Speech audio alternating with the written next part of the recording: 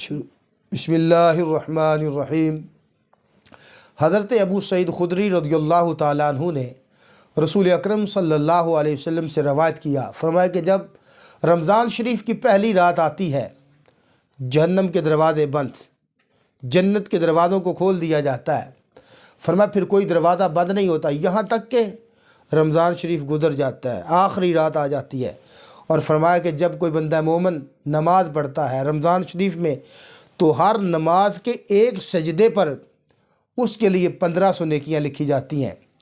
اور فرمایا اس کے لیے جنت میں گھر بنایا جاتا ہے، سرخ یاقوت اس کے 60 دروازے اور اس کے ساتھ جنتی محل ہیں۔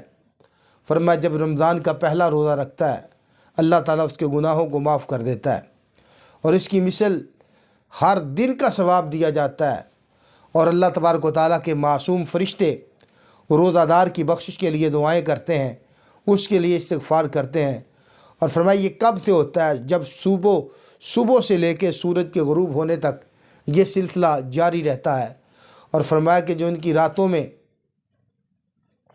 اور پھر اس کے لیے جو مغفرتیں اور عظمتیں و شانیں ہیں، فرمایا پھر جو روزہ دار ہے اس کے لیے جنت میں درخت لگایا جاتا ہے۔ تو پھر کیا ہے، اتنا بڑا درخت وہ لگائے جاتے ہیں، 500 سال کی مسافت سے اگر گھوڑا دوڑانے والا دوڑائے تو سایہ ختم نہیں ہوگا۔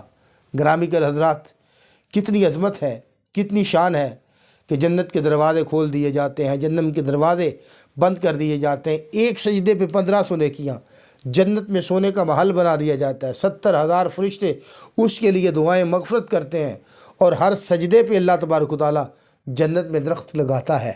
تو ہمیں بھی چاہیے کہ اس رمضان کے مہینے کو محبت کے ساتھ نیکیوں میں گزاریں۔ اللہ تعالیٰ عمل کی توفیق عطا فرمائے۔